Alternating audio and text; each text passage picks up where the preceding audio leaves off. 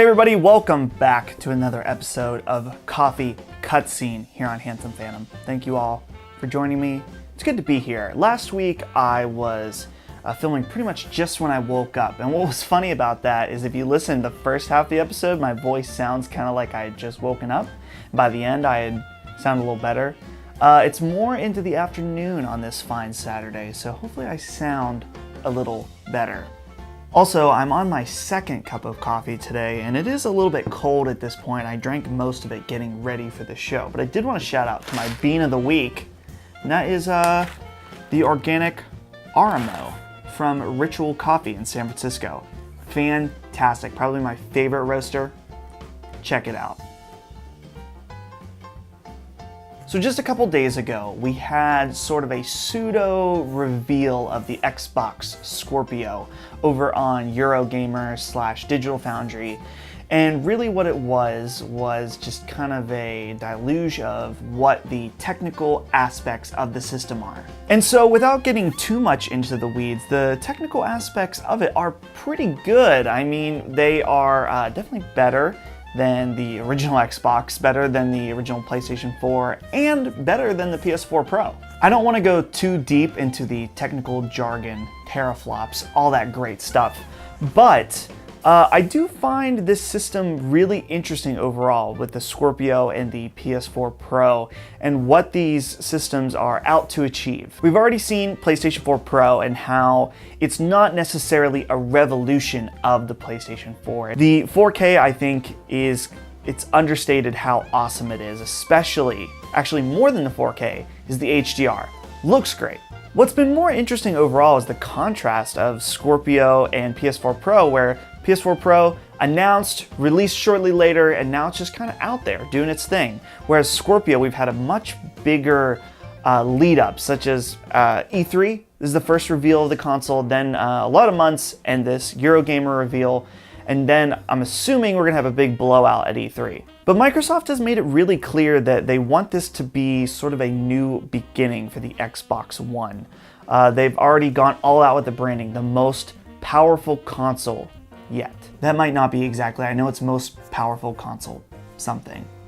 So the point that I want to get to with this episode is about that, the most powerful console ever, and is it enough? It's almost like Microsoft is saying, hey, we think that our console failed because it wasn't powerful enough, so we're gonna fix that with this new version. And to me, it's obvious at least that the power wasn't the reason behind why the Xbox One never did well. I think it's a culmination of a lot of issues. The price point being more expensive than the PlayStation 4, the bad messaging with the always online, but for me, the thing that has always held it back is the games. And I don't want to say the Xbox One has no games, I just don't know if the quality and what the market wants is quite there. I think there was an episode of Adventure Mode where I said that Microsoft has a problem with cover band games. And so what I mean by that is, let's say you go to a bar or a concert or something and there's a cover band playing. And even if the cover band is really, really good, you know, they might even do some things better than the original band. It's not the same, right? It's just trying to capture either that sound or that feeling of that original artist. And I think that's been some of the problem with the Xbox One, especially with its two biggest franchises, both Halo and Gears of War.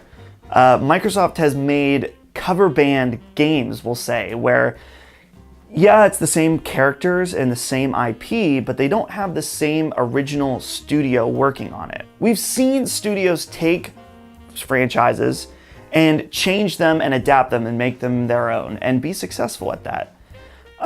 But I really don't know if that's been the case with these two giant franchises, Halo 5 and Gears of War 4. Both of them did pretty well, we'll say, but I think that everyone can agree that they did not capture the magic of those original titles made by their original studios on previous generation. So along with their own IPs not being so great on Xbox One, a lot of their third party hasn't been so great either. Quantum Break didn't do so well. I played it, I thought it was okay. Sunset Overdrive, which I thought was a fantastic game and probably my personal favorite exclusive on Xbox One, didn't sell very well. And if you look at the future, there really isn't a lot of groundwork laid for either first party or third party especially. We look at like the cancellation of Scalebound, it's not looking so hot. So I really think the focus of Scorpio being the most powerful console is just maybe not necessarily the right direction and the right way for them to spend their money. So all my thoughts right now are just currently where we're at right now with Microsoft, what we know about the Scorpio and what we know about the future. And both of those are still very slim.